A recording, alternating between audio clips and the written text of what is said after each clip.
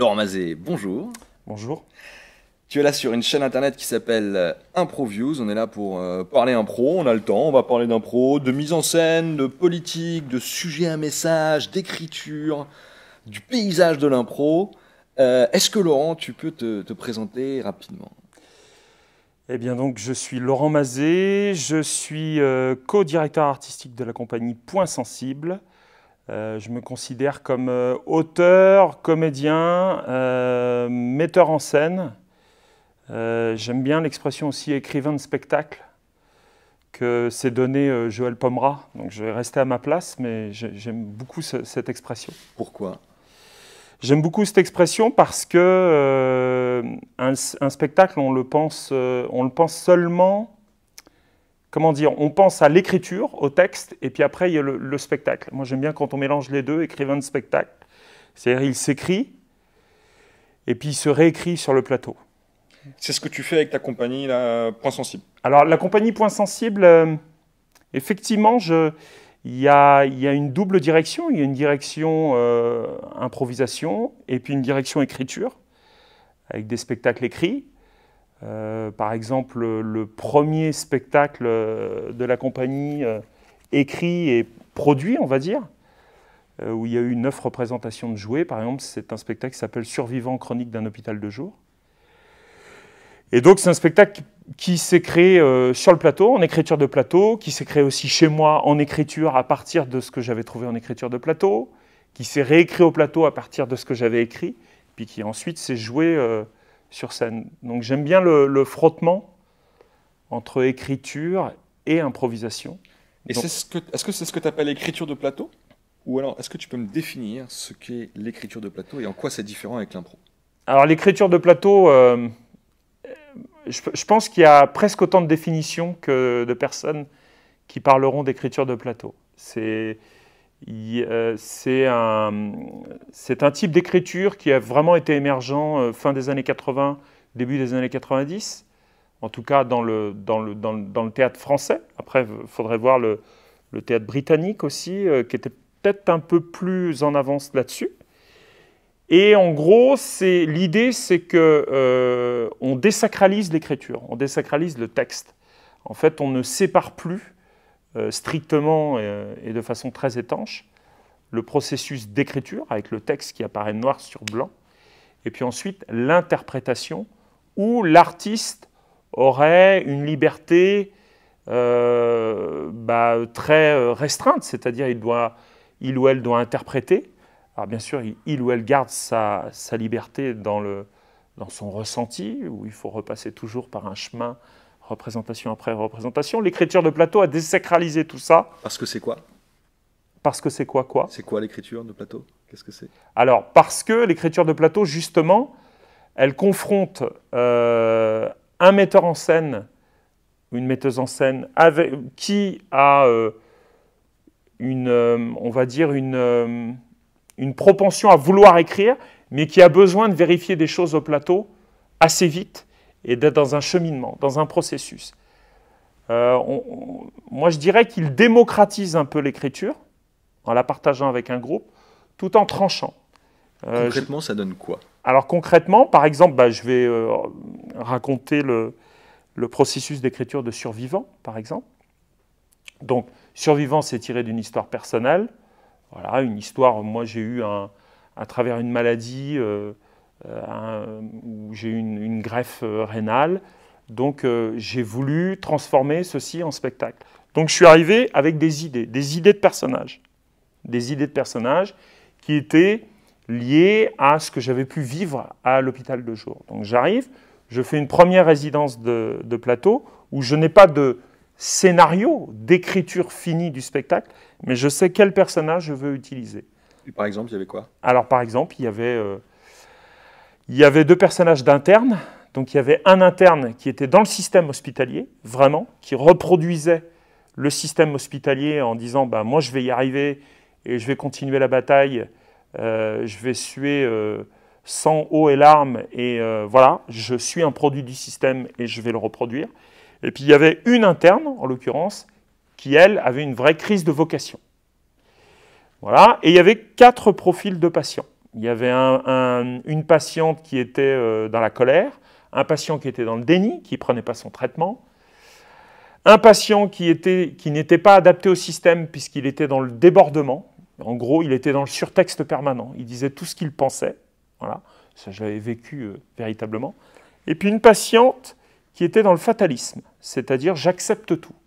Donc, première semaine de résidence où, avec des comédiens, comédiennes, profils d'improvisateurs, improvisatrices, mais aussi certains de textes, donc c'est ça qui est intéressant, on confronte tout ça, recherche.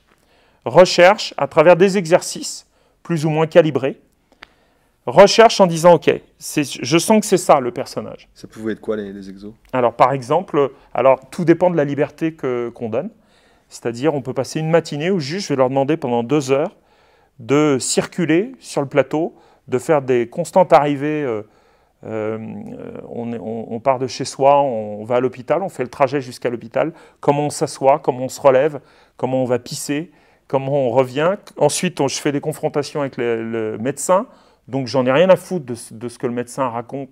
Pour l'instant, je ne suis pas dans le texte et dans la véracité. Ce que je veux, c'est trouver l'attitude que moi, j'ai sentie quand j'étais en face du médecin, et puis en plus en me documentant aussi un peu. Et quand on trouve les personnages en résonance avec ce que le comédien ou la comédienne trouve aussi, si il ou elle se sent bien, là on se dit ok, on arrête ça. Et puis ensuite, on fait des exercices plus rapprochés, où là je vais faire des impros dirigés. Mais ça va vraiment ressembler à une impro avec un coaching en fait.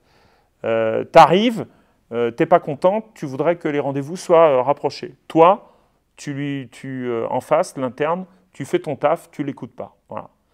On cherche, on fait des impros de 10 minutes, un quart d'heure, 20 minutes. Hop, on laisse de côté. Puis peu à peu, deuxième résidence, on a un corpus, on a 4 heures de spectacle. Mais 4 heures de spectacle très lâche. Et puis moi, chez moi, je commence à couper. Et puis je commence à écrire du texte. Et puis je reviens sur une 3e résidence, on balance le texte. Catastrophe.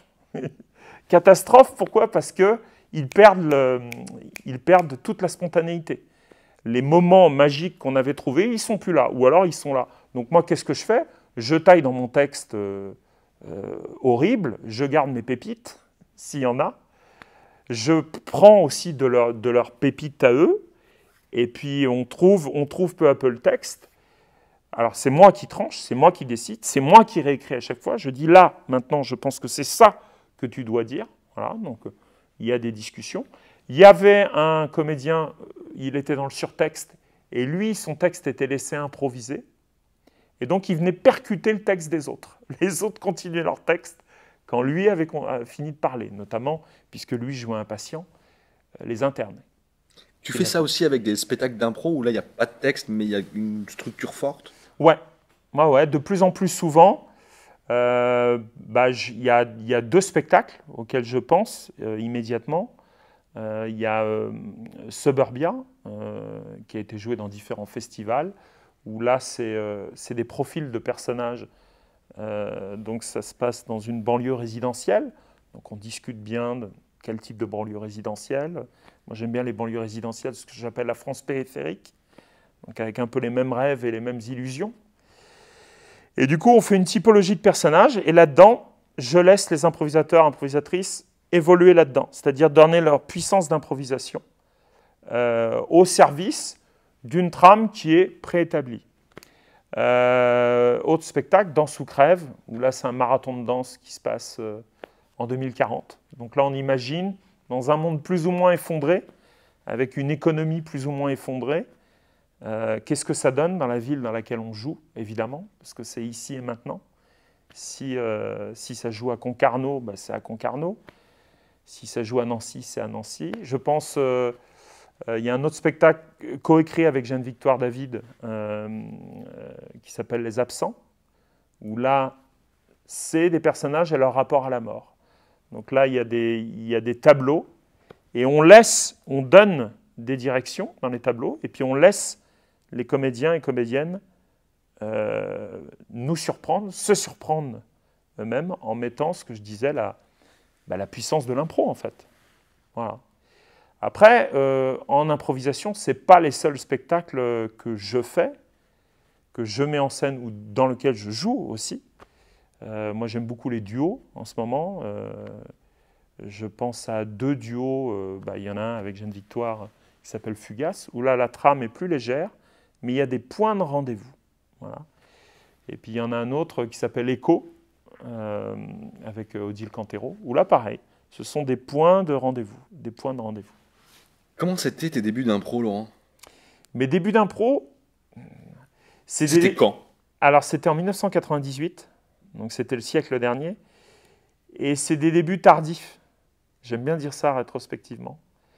Des débuts tardifs parce que ça me pendait au nez, il fallait que je crée, mais en fait, je pense que les conditions dans lesquelles, qu'elles soient sociales, culturelles, émotionnelles, dans lesquelles j'ai grandi, m'ont empêché de venir vers ça. Et l'improvisation a été vraiment une découverte. Bon, j'avais 24 ans, j'étais enseignant, qui était la profession rêvée de mes parents qui, eux, étaient ouvriers, donc qui étaient très fiers que leur fils devienne enseignant. Et en gros, au fond, je n'avais pas envie d'être enseignant. Ou si, je voulais être enseignant, mais pas forcément enseignant d'anglais, ce que je faisais. Je voulais sans doute enseigner, transmettre quelque chose.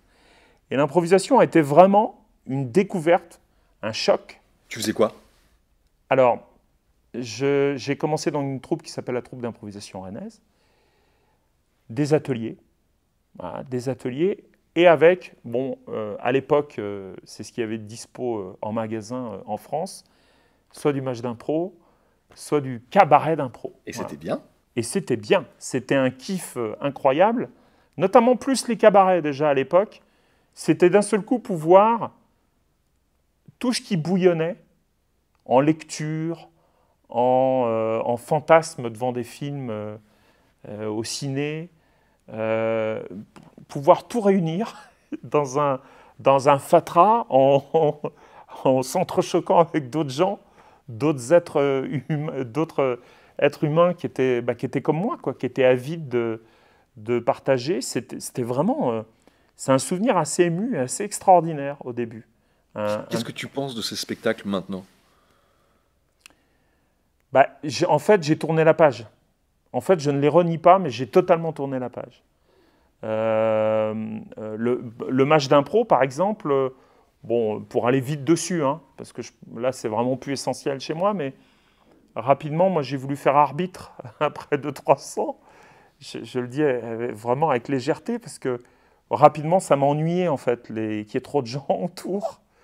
C'est difficilement jouable, 12 personnes. Il y avait 12 personnes, quoi, 2 fois 6.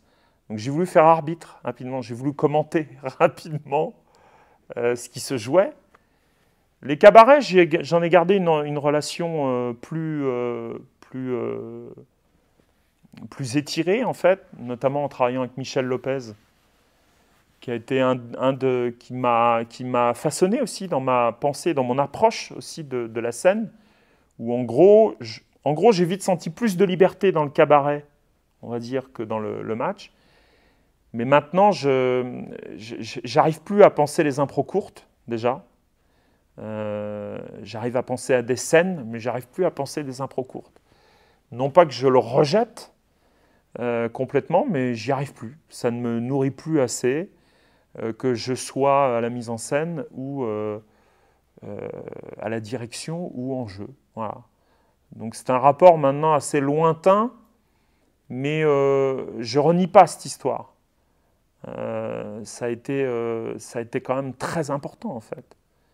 Bon, je suis un peu hypermnésique sur les dates. Je me souviens exactement de la date, la première fois que j'ai vu un match d'impro, où j'ai dit je veux faire ça, en fait.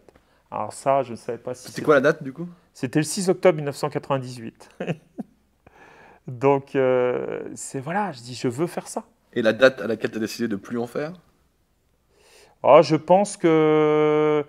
Je me souviens, on ne va pas jouer à ça pendant toute l'interview, mais je me souviens arbitrer un match le 20 avril 2002, la veille du premier tour, où Jospin est éliminé, le samedi 20 avril 2002, dans la salle Olympe de Gouges à Paris, où je me dis, je suis en train d'arbitrer un match d'impro, et je me dis, je ne vais plus du tout jouer, je vais arrêter de jouer du match, je vais arrêter de jouer, je vais continuer à arbitrer parce que ça me plaît de commenter. Pour moi, je n'arbitrais pas, je commentais.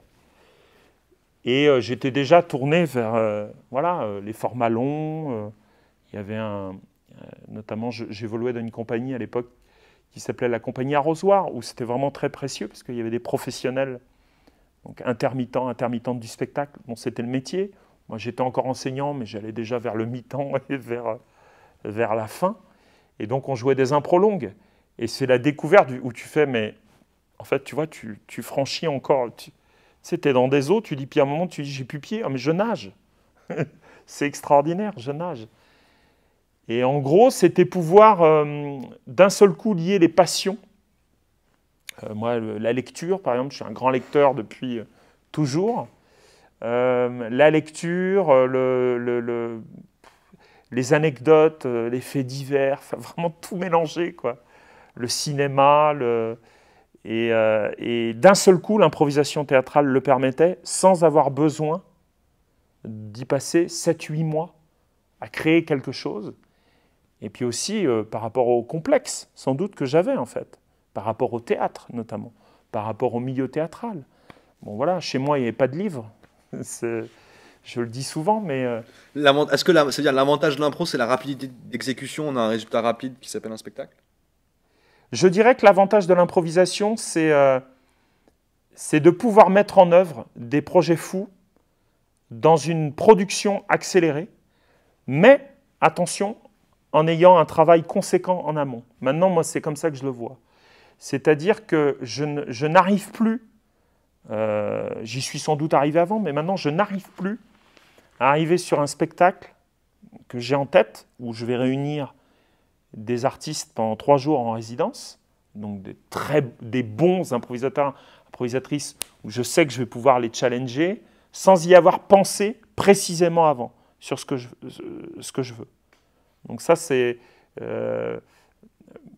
en fait, l'improvisation, pour moi, il y a un effet levier dans l'improvisation. C'est vraiment ça, en fait.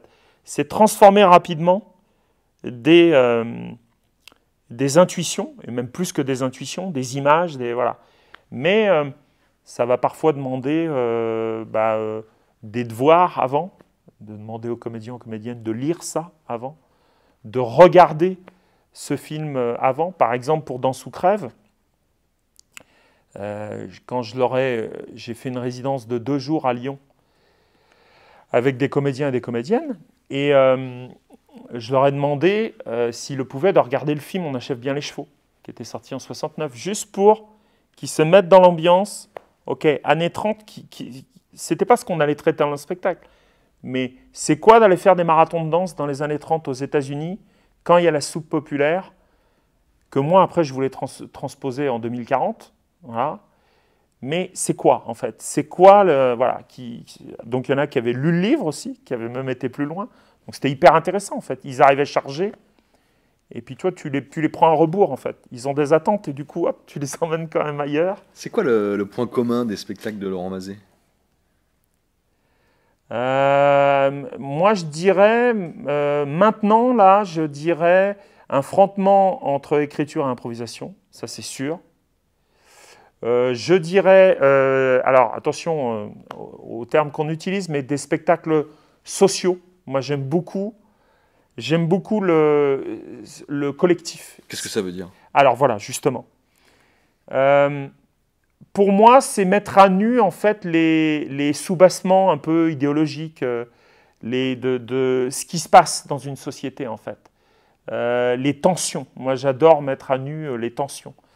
Par exemple, dans Suburbia, j'aimais traiter la France périphérique parce que c'est des gens, ils sont au bord de la crise de nerfs, ils ont leur baraque, ils ont leur traite à payer, ils n'arrivent plus à progresser socialement. Donc tout ça, je chargeais les comédiens là-dessus. Puis ça parle aux gens, en fait. C'est ça aussi, c'est que ça parle aux gens.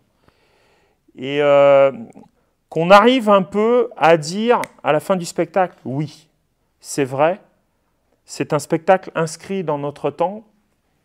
En fait, c'est prégnant. Le monde sur scène qui est décrit est prégnant. On pourrait le retrouver dehors. Bien sûr, ça passe par le théâtre, donc ça passe par un dépassement, par un truc plus transcendant. Voilà, c'est pas du reportage, c'est pas l'idée. J'aime bien aussi tous les spectacles petites histoires, grandes histoires. Donc vraiment, voilà ce que je disais, les inscrire dans un contexte social, un contexte historique. Alors même si je n'ai pas fait de spectacle pour l'instant historique, c'est-à-dire dire, bon, bah, ok, ce spectacle va se passer dans les années 60, mais je donne un exemple. Par exemple, il y a 4-5 ans, avec la Puzzle Company à Rennes, j'ai fait un spectacle un soir qui s'est appelé « Né un 12 juillet ».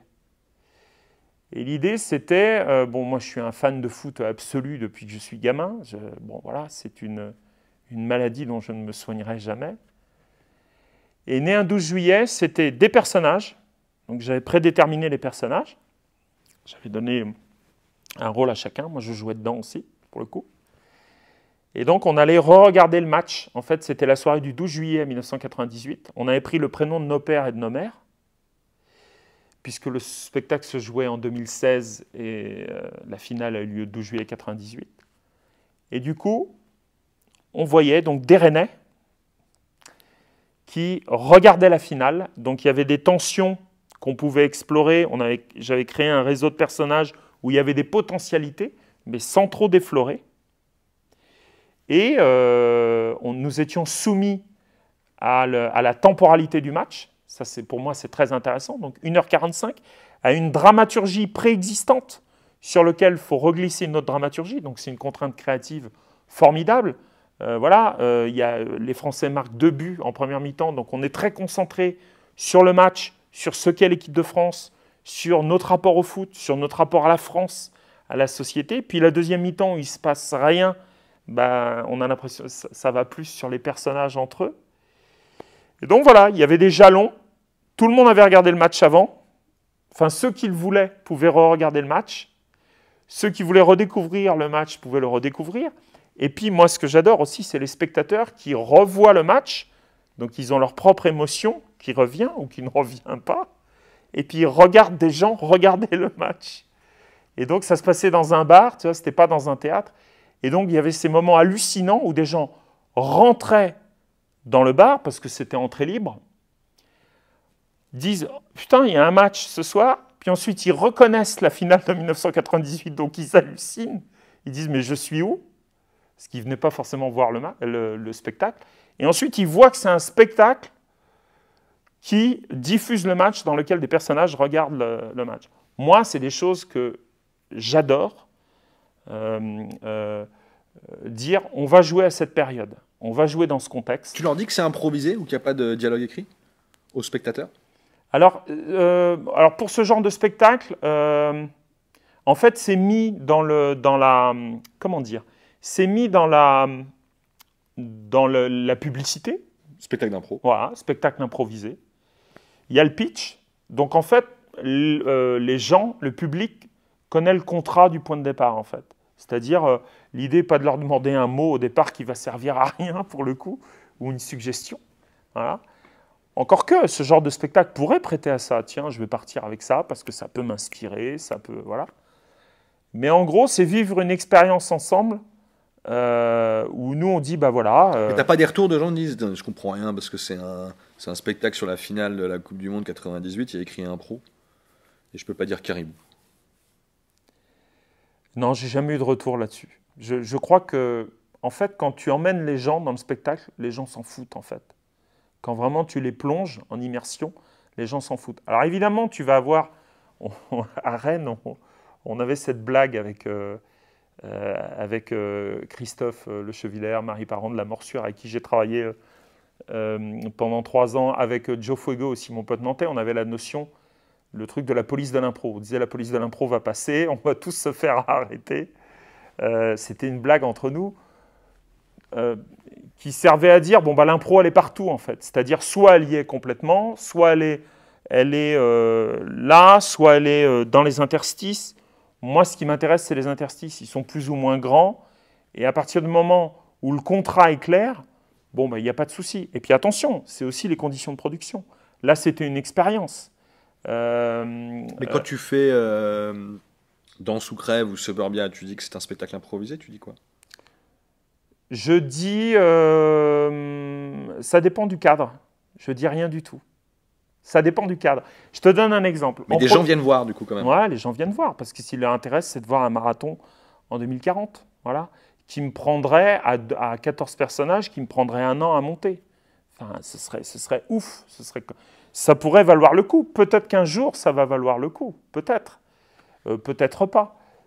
Mais par exemple, un dossier pour attaquer les théâtres, tu justifies pourquoi l'improvisation. Pourquoi l'improvisation? Alors pourquoi? Eh Si ben, c'est en dehors du gain de temps. alors, en dehors du gain de temps, je vais te donner un autre exemple. Par exemple, il y a un spectacle dont je n'ai pas parlé, qui s'appelle Happy Hour. Spectacle co-créé avec Joe Fuego, l'ami nantais. C'est un spectacle qui se passe dans... Pourquoi comment tu justifies l'impro dans un spectacle quand tu fais un dossier en dehors du gain de temps que ça te crée? Ah bah, je te l'explique à tu partir d'un m'expliques, exemple. ok. Ouais. Tu vas pas me raconter Happy Hour là. Non, je vais te l'expliquer quand Ok, même. très bien, Mais très il faut bien que je fasse du concret. Sinon, tu sais, expliquer du notionnel sans concret, ça sert à rien. Happy Hour, par exemple, c'est un spectacle qui travaille sur la parole. L'idée générale du spectacle, c'est une conversation dans un bar, 1h15, avec un type de parole. Parole sociale, parole intime, voilà. Avec des tours de parole, je ne rentre pas dans les détails. D'accord? Maintenant, ce spectacle, pour nous, il ne vaut rien si c'est un spectacle sous cloche. S'il ne parle pas du monde autour de nous, en tout cas, nous, c'est notre point de vue avec Joe. S'il ne parle pas du monde autour de nous, des tensions, quand le personnage rentre, où le public a vraiment l'impression, oui, il vient de l'usine d'à côté, il vient de la mission locale, il est au chômage maintenant parce que l'usine à côté a fermé. S'il n'y a pas ces tensions du monde alentour, pour nous, ça va être moins riche en fait. Ça va être moins riche. Pourquoi? Parce que Happy Hour, par exemple, on l'a joué au moment des Gilets jaunes. C'était extraordinaire. Un personnage, des fois on se posait la question, qui va pouvoir mettre le gilet jaune? Quel personnage a pu manifester le samedi? On était à Bordeaux une fois à l'Improvidence. Il y avait encore les douilles, pas loin du théâtre, à 100 mètres du théâtre, des CRS. On avait ramassé une douille, on l'avait posée sur le bar. Il y avait un personnage qui était en gilet jaune. Voilà. Et du coup, c'est un spectacle à la fois écrit, parce que on cherche vraiment à raconter toujours de la même façon. On veut raconter toujours la même chose, de 1000 façons, en fait. Voilà. Et du coup, comment je vais le justifier dans le dossier? Eh ben, je vais dire que j'ai besoin de cette force de l'improvisation, parce que ça s'inscrit ici et maintenant, dans un propos très actuel, mais dans une forme très cadrée. C'est-à-dire, on va toujours voir les mêmes personnages, avec les mêmes relations. On va dire des choses de façon différente, mais on va le dire... comment dire? Ça va être le même spectacle, et ce ne sera pas le même spectacle. Voilà. Par contre, où on le jouera, si on le joue à Nantes, on se sera baladé à Nantes toute la journée, on aura regardé les prix de l'immobilier, si moi je fais le personnage de l'agent immobilier. Enfin, voilà. Je considère que c'est une des grandes forces de l'impro, et moi c'est un chantier que j'ai envie de toujours plus développer, à côté des spectacles écrits, le chantier qui est l'impro, c'est dans l'ici et maintenant. Mais pas seulement l'ici et maintenant de la salle, où on a mis très en avant « écoutez-vous ». Écoutez-vous, soyez connectés. Donc parfois, tu as des improvisateurs, des improvisatrices, c'est qui se regardent avec des yeux de merlan-frit, et puis qui sont hyper connectés. Mais être connecté sur du vide, parfois, ça ne sert à rien. Voilà. Donc, l'idée est de connecter sur, tu prends quoi comme appui? Donc, tu prends de toi, la part de toi, tu prends le genre que tu as décidé de développer et que tu as bossé à côté. Moi, je les inscris souvent dans un contexte plus général. Je pense que c'est l'avenir. C'est une des pistes de l'impro pour rentrer dans les théâtres. Puisque, en fait, il y a cet enjeu de la fameuse reconnaissance de l'impro. Tu crois à cet enjeu? Moi, j'y crois moyennement si ça reste qu'un enjeu éducatif, en fait. C'est-à-dire, comment dire? Je trouve qu'en ce moment, l'impro, on passe soit par l'enjeu éducatif, donc notamment auprès des jeunes, non pas que que je sois contre ça. Ce serait ridicule, c'est absurde. C'est de l'émancipation. Mais du coup, il faut que ce soit validé auprès de ministères, de délégations régionales, voilà, avec des missions de service public, auprès des jeunes, auprès des enfants. Donc, quelle forme, quel format, bon, voilà, bon, il y a toutes ces questions. Moi, je me suis un peu éloigné de ça, tout en étant admiratif du travail des gens, mais moi, ça ne m'intéresse pas. Voilà, ça m'intéresse moyennement. Il y a un autre enjeu qui est l'enjeu du spectacle. Il faut qu'un spectacle d'impro maintenant soit beau pour qu'il rentre dans les théâtres. C'est-à-dire qu'il soit mis en scène, avec des belles lumières, tout ça. Moi, je suis d'accord. Parce qu'avant, c'était pas comme ça? Un spectacle d'impro pouvait, entre guillemets, être donc moche, mais pas et rentrer dans les théâtres? Ouais, alors, moi, je pense dans l'histoire de l'impro, je pense que moi, j'ai vu très nettement, on va dire, je ne veux pas être approximatif sur la chronologie, mais j'ai l'impression, ces 7-8 dernières années, qu'il y a des spectacles plus léchés, où on pense plus à la mise en scène en dehors de la spontanéité qui peut y avoir qui peut émerger de l'impro sur scène. Et en gros, maintenant, il y a le discours, qui est un discours qui, je pense, va nous rapprocher des programmations de théâtre, qui est que, ok, pensez votre spectacle d'impro comme un vrai spectacle de théâtre, en fait. C'est-à-dire, le théâtre, oui, il y a de la lumière, oui, il y a de la musique, oui, il y a de l'espace, bossez-le en atelier, insistez moins sur le côté performatif que le côté performatif, mais aussi mis en scène, en fait. Mais pour moi, il y a un élément de réflexion en plus, c'est OK, qu'est-ce que je vais vous apporter en plus, toi, programmateur, programmatrice, dans un théâtre, dans un centre culturel, où tu as dans ta tête, dans ton esprit, l'histoire des droits culturels, l'histoire du théâtre dans la cité, l'histoire de l'émancipation, l'histoire de l'éducation populaire, l'histoire. Alors attention, à des degrés différents. Moi, je le vois, par exemple, à Rennes, je travaille dans une MJC qui s'appelle la MJC La Payette, MJC Théâtre La Payette. Pour moi, c'est une caisse de résonance extraordinaire pour mon travail.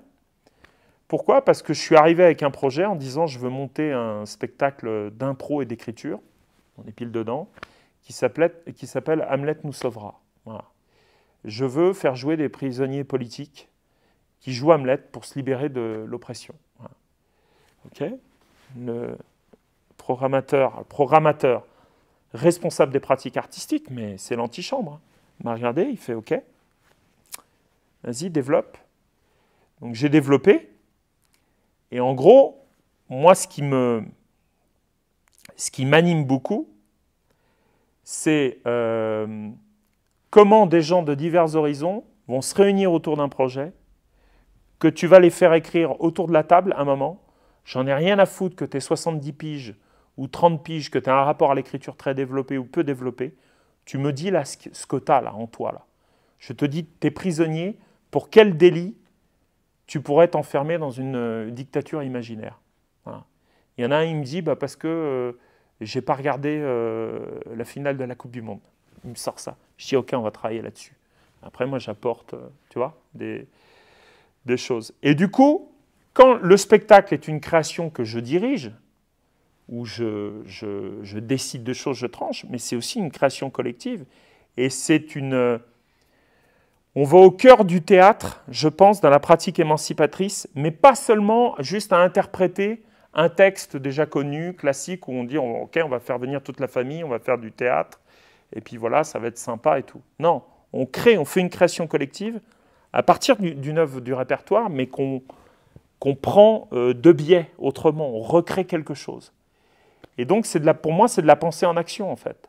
C'est-à-dire, on émancipe les gens. Moi, le gars de 65 piges qui est arrivé il y a 2 ans à mon atelier, qui m'a dit, moi, je te signale, Laurent, moi, le théâtre, et moi, ça fait 2, puis alors Shakespeare, j'y connais rien. Je dis, mais c'est ça qui m'intéresse. Est-ce que ça se vend bien? Est-ce qu'un public est intéressé de voir ça, sachant que tu vas plus lui montrer quelqu'un qui fait rire sur le mot caribou? Alors, est-ce que ça se vend bien? Bon, déjà, dans l'institution publique, moi, j'ai réussi à y rentrer grâce à ça. Donc voilà, ça relève d'une stratégie aussi. Du coup, une autre question, est-ce qu'en faisant les spectacles via l'institution publique, tu quel public tu touches dans ces spectacles-là? Alors voilà. Et on en parle juste après, réponds-moi juste avant, ouais, c'est là. Alors, eh ben, tu t'inscris. En fait, tu t'inscris quand même dans ce qu'est le rapport au théâtre aussi en ce moment. C'est-à-dire que moi, je ne maîtrise pas qui vient au théâtre. Je ne maîtrise pas qui vient au théâtre. Moi, ce que j'essaye de maîtriser, c'est qui je vais faire venir dans mon atelier, qui va avoir envie de faire ça, d'accord? Comment je vais le faire travailler? Comment je vais le faire travailler? Ça, c'est très important. Moi, si c'est un élève, si c'est le truc, moi j'ai été prof avant, si c'est pour me faire plaisir, ça ne sert à rien en fait. Est-ce qu'il y a des gens qui viennent ou des gens qui vont pas venir en disant ouf, ça se trouve, ça va être chiant? Certainement. Certainement. Et il y en a, ils viennent et ils ne savent pas pourquoi ils viennent. Et ça, c'est passionnant. Ils ne savent pas pourquoi ils viennent. Il y a des gens, il y a un mec, il m'a dit, Hamlet nous sauvera. Hein. Il s'inscrit, il dit, je ne sais pas pourquoi je suis là. Je suis venu voir. Je suis entré, j'ai vu la lumière. Moi, j'adore. J'adore. C'est le truc, putain, Shakespeare. On va travailler sur Shakespeare. J'en ai fait le bouffon de mon spectacle. Mais pour lui, c'est un souvenir inoubliable. Bon, là, il me resuit. Il m'a resuivi. Il me resuit, là, sur l'atelier, parce que maintenant, il y a Shakespeare in Therapy. Une deuxième année, je cherche à travailler sur Shakespeare. Improvisation, écriture de plateau, écriture. Voilà. Il avait des problèmes de mémorisation. Je dis, OK, à un moment, tu improvises. Tu pars sur cet axe-là, sur cet axe-là. Hop, à un moment, tu vas déplier un parchemin et tu vas lire des trucs, tu vas faire des adresses publiques. Voilà. En fait, tu construis sur ce que tu as autour de toi. Tu construis sur ce que tu as autour de toi. Quelquefois, j'ai l'impression que dans les spectacles, il y a un sujet populaire dedans. Est-ce qu'il y a une cible, du coup? Est-ce que les gens populaires viennent voir? Ou est-ce que pas plus qu'ailleurs? C'est une question... c'est une question qui fait un peu mal, en fait, en vérité. Moi, j'aimerais qu'il y ait des gens plus populaires qui viennent voir. Effectivement, tu rentres dans un entre-soi, quand même. C'est-à-dire la MJC, la Paillette à Rennes. Bon, c'est pas seulement la MJC, la Paillette. Je ne veux pas avoir de soucis avec eux. C'est plus, quand tu rentres dans une institution, tu prends le public qui va avec. Ce que tu essayes de faire, c'est de surprendre et d'élargir. Voilà. Bon, moi, c'est ma petite idée du sujet. Bon, je suis arrivé avec l'arme de l'improvisation et puis les velléités, on peut dire maintenant aussi, l'arme de l'écriture. OK ? Donc, effectivement, tu poses un pitch. Moi, j'adore quand ça vient de tous horizons. Bon, après, il y a le prix. Voilà. Bon, après, il y a les politiques publiques par rapport au prix. La ville finance ou pas l'inscription. Et puis après, il y a le public. Voilà. Alors, le public, il y a moi avec mes petits bras. Il y a quand même les gens de l'atelier qui font venir beaucoup de gens. D'accord ? Et puis après, il y a le théâtre, la ville, avec les tarifs, etc. Voilà. Moi, j'ai eu l'impression quand même que sur ce genre d'atelier d'institution publique, j'ai quand même élargi l'horizon. J'ai l'impression que je m'adressais plus à une classe socio-économique un peu plus grande quand même que les ateliers d'impro donc que j'ai eu plein et que j'ai encore, et tant mieux, de vingtenaires ou de trentenaires, CSP+, qui va souvent avec le prix, l'inscription, mais pas seulement, avec les critères aussi, ça c'est un enjeu aussi, d'une association, il faut que ce soit fun. Voilà, moi j'ai vu des ligues faire fuir ou chasser des gens de 50 ans qui arrivaient parce que qui faisaient des castings, parce que ça n'allait pas correspondre à l'identité de la troupe. Voilà. Qu'est-ce que tu dis quand tu vois ça? Pendant un moment, j'ai rien dit. Pendant un moment, j'ai rien dit parce que j'avais moi-même 30 ans. Maintenant, à 45, je commence à gueuler, c'est sûr. Moi, à 45 ans, une personne de 60 ans va plus m'intéresser qu'à 30 ans. Mais voilà, mais c'est terrible, en fait. Tu redéfinis un rapport à toi, en fait, où j'allais dire le deuxième âge de la vie. Enfin, c'est presque ça, quoi. Te faisait peur avant, quoi. Et maintenant, moi, ça me passionne de voir quelqu'un qui n'a aucun rapport au théâtre arriver au théâtre d'impro notamment, arriver et dire je vais quand même, je ne vais pas raisonner en termes de niveau, je vais raisonner en termes de spectacle et de production collective. Alors après, ça dépend des troupes. Est-ce que tu en vois, est-ce que c'est rare ou pas, justement, des personnes plus âgées, au-delà de 50 ans, dans le monde de l'impro, et sinon, pourquoi? Alors moi je pense, attention, de mon expérience, de ce que je pense que je le vois cantonner beaucoup de ce que j'ai vu dans le match d'impro. Mystère et boule de gomme, je l'ai beaucoup vu dans les matchs d'impro. Je le vois moins dans des créations plus, tu vois, longue forme, etc. Mais ça a peut-être tendance à changer, notamment grâce aux rencontres qui se font plus. Je l'ai plus vu à Lyon, par exemple, où l'âge augmentait plus, notamment autour de l'improvidence, avec les gens qui se croisaient, qui faisaient des stages, puis qui montaient des spectacles à 2, à 3. Mais ça reste quand même dans une fourchette, en fait. Quand il n'y a pas une institution publique avec une mission de service public plus large que le simple « viens faire de l'impro, viens t'amuser », ça va être fun, ça va être cool, j'ai l'impression que ça écrème en fait, naturellement. En fait. Ça existe ça encore, des missions de service public d'intégration sociale par l'âge? Alors pas seulement par l'âge. Oui, notamment par l'âge. Ça existe, tu te dis qu'il faut que...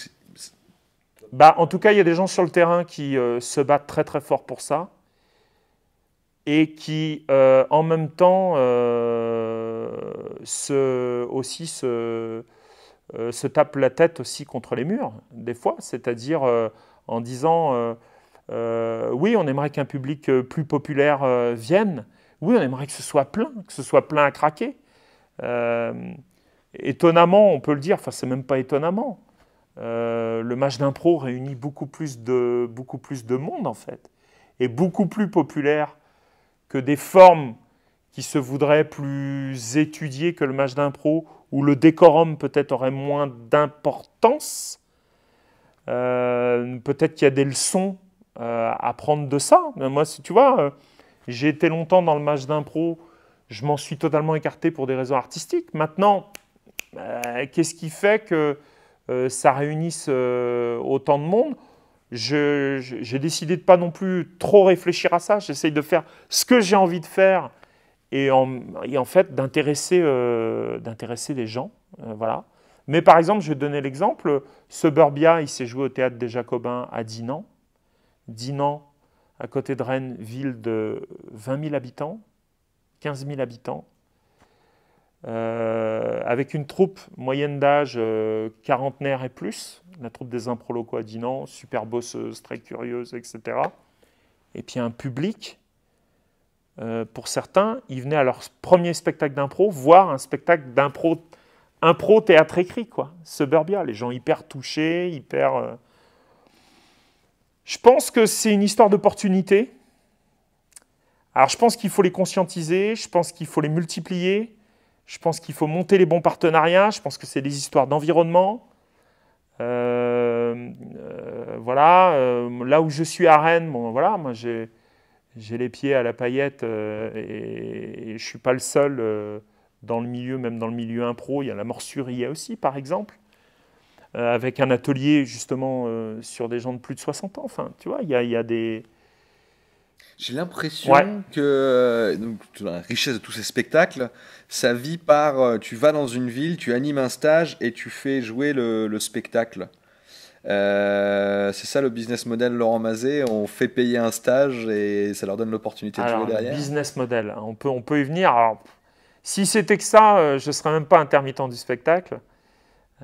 Concrètement, ça c'est un atelier à l'année, donc c'est un atelier de création artistique à l'année. Donc tu as une représentation en fin d'année dans un théâtre de 200 places avec un plateau. Bon, voilà. Bon, ça, c'est un des business models. Bon, alors oui, il ne faut pas se mentir. Dans le business model, il y a les troupes d'impro qui t'achètent tes spectacles ou des stages, mais encore plus des spectacles. Parce que c'est le cherry on the cake. C'est le truc où on dit, mais non, mais on va jouer un spectacle. On va jouer un spectacle à partir d'une certaine écriture. Donc oui, le business model, si on peut l'appeler comme ça, il repose aussi là-dessus, sur un peu une marque, de la compagnie hein, d'ailleurs, hein. C'est pas seulement moi, hein. C'est la compagnie avec Jeanne qu'on co-dirige. Voilà, là, on va lancer un spectacle prochainement qui s'appelle Working Class Heroes, où on veut vraiment travailler sur l'aspect social encore plus. Enfin voilà. Donc oui, ça fait partie du business model. Et puis après, il y a les spectacles que tu joues ou que tu mets en scène avec des comédiens pros ou toi dedans, où là, c'est billetterie, subvention quand t'en as, que tu cherches, subvention d'aide artistique au plateau, etc. Voilà, tu réunis les trucs. Et puis après, tu fais des beaux dossiers, puis tu essayes de les vendre. Ça marche? Ça commence à marcher. T'as touché des subventions, toi? J'en ai touché, ouais, un tout petit peu. Combien? Pas beaucoup. Pas beaucoup. Non, moi, mais c'est l'aide artistique au plateau. J'ai touché... Est-ce que c'est 100 € ou c'est 10 000? Non, plus que ça. J'ai touché 2000 balles, 2500 balles. Mais pas assez pour qu'un projet... tu vois, par exemple, Survivant, on a fait 9 représentations. Bon, ben voilà, toutes les représentations ne sont pas payées. C'est pas possible. Voilà. Donc, sur quoi tu mises? Tu mises sur ton spectacle. Par contre, il y a un travail que tu fais auprès des centres culturels dans une région. Là, c'était en l'occurrence Pays de la Loire. Où, ben voilà, tu dis, je veux jouer dans votre centre culturel. Bon, c'est un long cheminement, hein, c'est un long travail. Moi, j'ai 45 piges. J'ai jamais été autant dans l'urgence. Pourquoi? Mais parce que j'ai perdu du temps. J'ai perdu du temps. Pour plein de raisons. Mais maintenant, je suis dans l'urgence. Bon, quel conseil tu donnerais à des gens qui ne sont pas encore dans l'urgence, toi qui l'es maintenant? Ne perdez pas de temps. C'est-à-dire? Sautez les étapes. C'est-à-dire? Faites pas nos conneries. C'est-à-dire? Eh ben... Alors, vraiment, c'est un discours presque le plus extrémiste possible. Tu es improvisateur, improvisatrice, tu veux rentrer dans le milieu, ok. Tu veux faire ton intermittence rapidement, bon, évidemment, il y a l'entreprise et les cours qui vont te tendre la main, mais prépare-toi directement à un autre modèle, transforme le truc, trouve un truc auprès des institutions publiques, enfin vraiment... des trucs de projet, créer des spectacles, essaye de les vendre. Pourquoi? Parce que sinon, ce modèle va t'enfermer. Et tu vas t'endormir pendant des années et tu vas finir par ne plus créer. Tu ne vas pas créer. Quand tu as faim, quand tu as trop faim, c'est mauvais. Mais quand tu es repu, c'est mauvais aussi. C'est mauvais aussi. Et donc, tu t'endors. Mais est-ce qu'il y a des gens aujourd'hui qui créent en impro?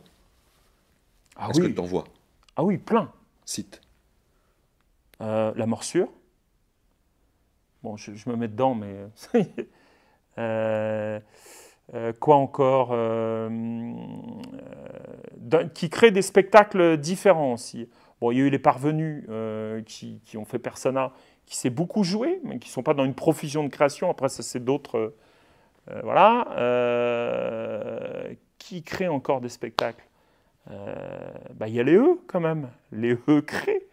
Il y a Bio, mais il y a plein de tentatives à côté. Voilà, avec, je pense, peut-être des spectacles après qui évolueront. Qui d'autre encore? Qui je regarde ou je suis de près ou de loin? Il y a mon ami Fuego avec le CITO, son école, le CITO à Nantes. Il fait créer des spectacles par les élèves. Est-ce que finalement un Laurent Mazet qui a trouvé cette manière de fonctionner, tiens, je fais une porosité, spontanéité, écriture, et je parle d'un niveau social, est-ce qu'on peut encore parler de création? Est-ce que c'est pas juste la même recette sur un sujet différent? Je taquine exprès. Hein. Bon, tu peux taquiner, il n'y a aucun souci. Non, parce que je n'ai aucune vocation à traiter de sujets qui ne m'intéressent pas. Il y en a plein qui ne m'intéressent pas. Je n'ai absolument pas envie d'être exhaustif. L'exhaustivité, c'est de la merde, je pense. Je pense que c'est de la merde, vouloir être exhaustif. Je n'ai pas envie d'être le couteau suisse de la création, écriture, improvisation. Comme on tente à faire croire qu'on peut être couteau suisse dans l'improvisation. C'est-à-dire qu'on peut tout jouer. Je pense qu'on ne peut pas tout jouer. Je pense que ça se constate dans les spectacles tous les jours, s'il n'y a pas de travail. Je pense qu'on ne peut pas tout jouer. On ne peut pas tout jouer. Et donc, je ne prétends pas à l'exhaustivité. Ça, c'est hors de question. Qu'est-ce que tu ne peux pas te jouer? Moi, qu'est-ce que je ne peux pas jouer? Ouais. Enfin, c'est difficile à dire. Moi, comment dire? Par exemple, je ne peux pas jouer une comédie musicale. Ça ne m'intéresse pas. Je n'y trouve aucun intérêt. Alors, attention, les gens qui chantent bien, tout ça, je suis très admiratif, il n'y a pas de problème. Mais pour moi, je m'installe dans une salle, ça ne m'intéresse pas. Ça ne m'intéresse pas, je n'y trouve aucun intérêt. Voilà, c'est un exemple parmi d'autres. Je ne jouerai jamais, jamais je ne vais mettre un péplum en scène, un péplum improvisé. Ça ne m'intéresse pas. Je vais au ciné, si je veux voir... Bon, il n'y en a plus de péplum au ciné. Voilà. Un polar, jouer un polar pour jouer un polar, ça ne m'intéresse pas. Ça ne m'intéresse pas. Par contre, jouer un polar pour parler de, je ne sais pas, jouer un polar social maintenant, jouer un polar dans une époque particulière, mais pour parler d'un sujet particulier, je ne sais pas, jouer un polar et parler de la grève des mineurs en Grande-Bretagne, ça m'intéresse. Est-ce que quand on parle d'un sujet social, est-ce qu'il n'y a pas un problème de manichéisme? Et si tu en as, comment tu fais? C'est-à-dire, ok, on veut parler des banlieues de périphérie, ou ok, on veut parler des difficultés économiques d'une certaine classe. Comment on fait pour sortir du bienséant ou du ça c'est bien, ça c'est pas bien? Eh bien, moi, c'est vraiment une question importante, essentielle. Moi, j'essaye de ne pas être didactique. Voilà. Ça ne m'intéresse pas, voilà, d'être didactique et tout ça. En gros, si la question c'est est-ce qu'on fait des spectacles de gauche ou de droite, je ne sais pas. On fait des spectacles où on se questionne, où on questionne la société. J'essaie de ne pas être dans le didactisme. Je prends l'exemple de Danse ou crève. Imagine, ça s'effondre, c'est quoi la réaction des gens, des êtres humains en fait? Il y en a qui n'en ont rien à foutre, qui c'est chacun pour soi. Il y a des nouvelles solidarités. C'est quoi par exemple une femme en 2040, des femmes qui vont parler ensemble dans le même dortoir pendant le marathon? Elles vont parler différemment des hommes, par exemple. Pour moi, ce qui compte, en fait, c'est que ça fasse réflexion et surtout que le public trouve sa place. Mais pas sa place, je vous donne un mot, je te donne un mot, et tu as intérêt à jouer à ça. Tu as intérêt à jouer ça parce que sinon, ça va chier. Sinon, tu me rembourses ma place. Enfin, tu vois, moi, quand le public dit, bon, bah alors, donnez-moi une situation, bah, tu es perché sur un arbre. Ok. Bon, bah, je suis perché sur un arbre. Je vais avoir tendance à descendre au bout de 5 minutes. J'en ai rien à foutre, en fait, d'être perché sur un arbre. Ça ne m'intéresse pas. Donc, les questions que je vais poser au public sont des questions orientées. Par exemple, dans Echo, avec Odile, je dis, tiens, ce matin, je me suis réveillé, il y a un appareil ménager qui est en panne et ça m'énerve chez moi. C'est le lave-vaisselle. Hop, ça va me servir après dans l'analyse ou dans la psychothérapie. Ça m'intéresse. Mais pour revenir à ta question plus précisément, je n'ai pas envie d'envoyer de message. Ça ne m'intéresse pas. Alors, quand tu dis ça en même temps, quand tu fais un spectacle, c'est pas non plus un truc exhaustif. Je ne fais pas tout le spectre politique. Bon, le Rassemblement national, c'est... Ouais, ils n'ont pas tout à fait tort, Fillon non plus. Non, c'est pas l'idée, en fait. Moi, ce qui m'intéresse, c'est de faire jaillir du réel transcendé par le théâtre. Ça m'intéresse. Du réel ou de l'histoire. L'histoire appartient au réel, des traces de nos empêchements, de nos paradoxes. Moi, j'adore les paradoxes. J'adore les miens, déjà. Voilà, je dis souvent, en mode blague, je dis souvent à mes potes, on est bien entre gens de gauche parce qu'on est le camp du bien. Tu vois? Bon, voilà, qu'est-ce qui est le bien, qu'est-ce qui est le mal? Alors, bien sûr, j'ai mes idées, mais moi, ce qui m'intéresse, c'est de travailler sur les paradoxes, en fait. C'est de travailler sur un peu la tragédie humaine, dont on peut rigoler, hein. Voilà. Mais qui est que on est quand même un peu baisé du moment où on est né, quoi. On se débat un peu. Alors attention, je ne cherche pas à faire des spectacles nihilistes, c'est pas ça le sujet. Mais je n'ai pas envie d'être bienveillant, en fait.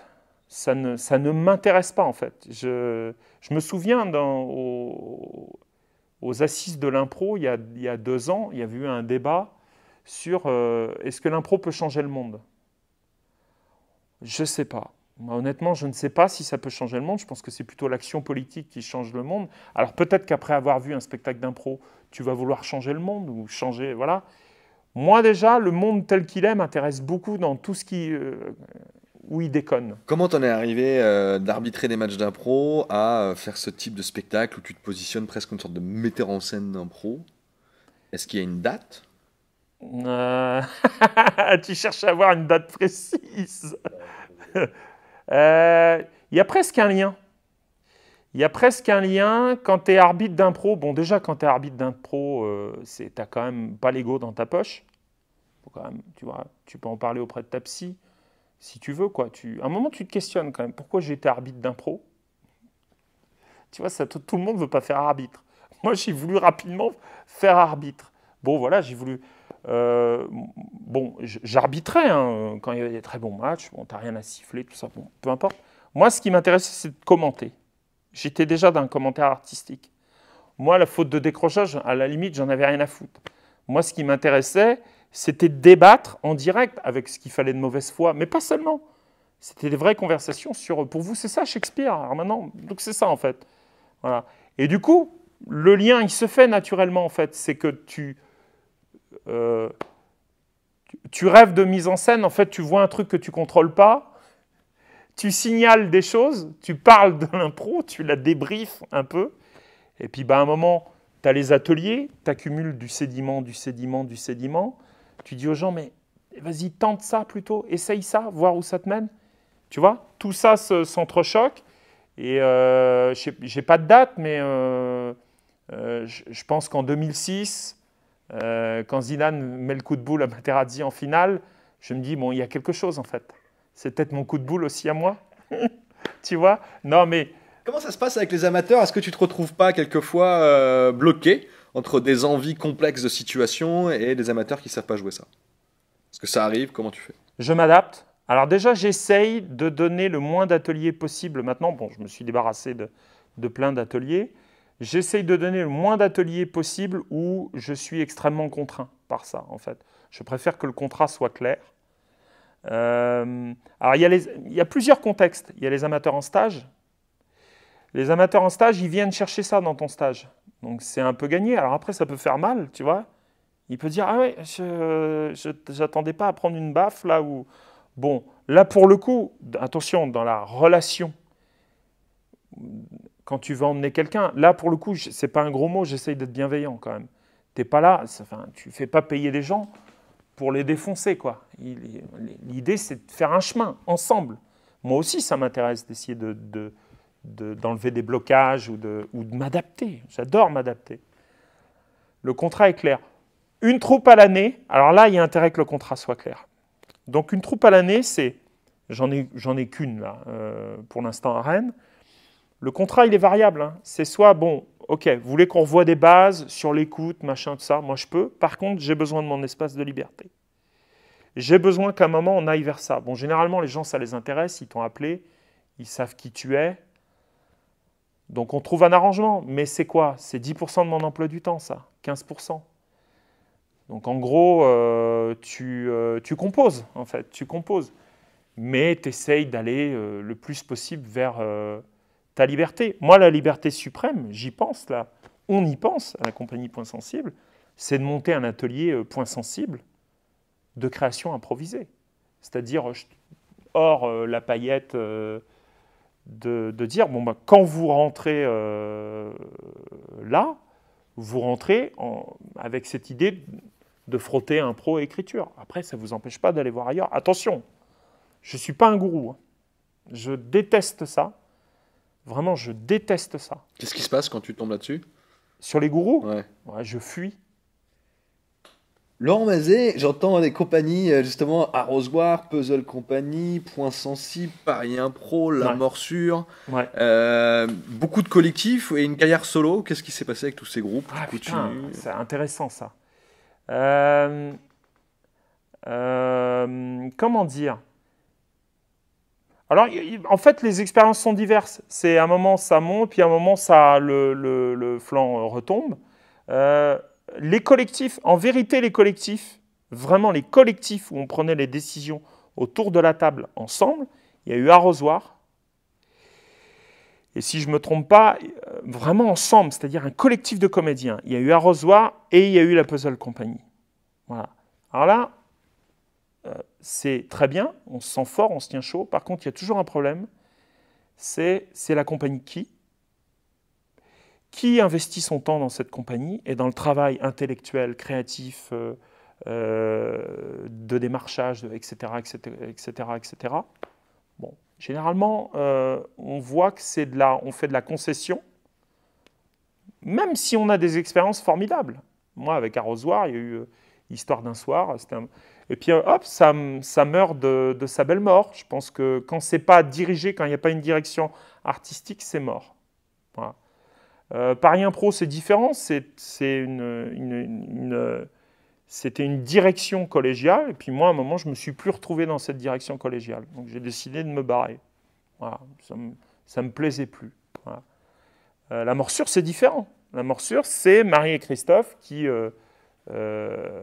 dirigent la Morsure. Et le projet We Are Family, notamment avec le banquet, tout ça, prenait fin. Puis il y a eu des divergences artistiques qui a fait que, et puis sans doute au moment où moi je montais ma compagnie, la compagnie Point Sensible, où moi aussi j'avais envie d'évoluer. Mais du coup, le collectif n'est pas enlevé de ça, parce que je pense par projet maintenant. Survivant, c'est 5 semaines de résidence au plateau avec 6 comédiens. On arrive à bientôt la fin de l'interview. Ouais. Laurent, est-ce que si j'arrive demain avec une valise remplie de billets et je te dis tu peux faire le projet que tu veux, je veux qu'il y ait un peu d'impro dedans, tu fais quoi? Je fais une fresque sur 50 ans. Je fais une fresque sur 50 ans. À partir de quelle année? Je pense que je commencerai en 68, en mai 68, jusqu'à maintenant. Ça m'intéresse énormément. Je ferai une fresque et je donnerai des devoirs aux artistes. Donc lire un maximum, le travail en amont. Lire un maximum de trucs, voilà, tu donnes une biblio, machin et tout. Et puis après, on s'enferme sur le plateau. Et puis voilà. Et puis après, on voit l'interaction avec le public ou pas. Peut-être que je ferai amener des écrits au public. Un projet où le théâtre d'impro notamment, produit quelque chose en fait. Il est politique, il se passe quelque chose dans la salle en fait.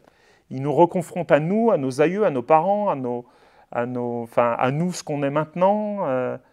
Ouais, je pense que ce serait vraiment ça, une fresque. Est-ce que Laurent, tu as un échec que tu peux nous faire partager? Un échec où tu dis ok, j'ai appris un truc de ça. Un échec. Ah la vache. Un échec. Ouais, je pense que par exemple avec Paris Impro, j'ai pas réussi je n'ai pas réussi à un moment où je le voulais, où je voulais développer un axe à côté du match, un axe très expérimental, très voilà. J'ai pas réussi à l'imposer. J'aime pas ça, j'aime pas ce truc parce que le contrat était comme il est, qu'on décidait collégialement. Mais j'ai pas réussi à emmener plus que ça les interlocuteurs avec moi qui co-décidaient et aussi les artistes en fait. Et c'est aussi de ma faute en fait. Je pense que j'ai pas été assez convaincant. J'étais pas assez moi vraiment. Maintenant je convaincrais. Enfin bon, c'est une histoire ancienne. On s'en fout. Voilà, c'est la vie en fait. On avance. Et en plus, les gens qui y sont, pour la plupart, tu gardes des contacts avec, en fait, tu vois, tu suis ça de loin. Mais ce qui compte, c'est d'avancer, en fait. C'est d'être en phase, en fait. Je trouve que c'est d'être en phase avec soi, avec ce qu'on est, c'est de convaincre. Quand tu n'arrives pas à convaincre, c'est pas grave. Tu dis, bon, tu penses ça, moi je pense ça. Puis c'est se retrouver, créer des mini-bulles, des plus grosses bulles, des projets très communs. C'est une chouette métaphore. Ouais. Laurent, finalement, pourquoi tu fais de l'impro? Je fais de l'impro pour être vivant et pour pas devenir fou. Je pense. Pour pas devenir fou. Pour évacuer ce qui se passe en moi, dans ma tête, dans mon cœur. Ouais, je pense que il y a une petite lutte quand même contre la. J'aime bien l'expression, il y a une lutte de l'humain contre l'entropie quand même. L'entropie, c'est regarder son portable toutes les heures, c'est avoir 10 000 pensées, c'est aller sur les réseaux sociaux et insulter tout le monde, c'est chercher ses tribus partout, alors que ta première tribu, déjà, c'est ton premier ami, c'est toi, et puis après, nouer des relations, tout ça. Et l'impro, pour moi, il y a vraiment un truc, c'est une aventure humaine extraordinaire. Moi, c'est plein de copains, d'amis, même si tu ne partages pas complètement. Il y a toujours ce truc, tu vois quelqu'un, tu vois, il y a la connexion. Un jour, on a joué ensemble, on s'est mis à poil ensemble sur scène, enfin voilà. Il y a ce truc, en fait, il y a ce code, quand même, qui est très puissant dans l'impro et que moi, je veux garder. Et puis, il y a cette puissance aussi d'exécution. Après, voir où tu mets le curseur. Vraiment mettre de la puissance. Voilà. Merci Laurent. Bah, merci. Merci à vous. À bientôt. À bientôt.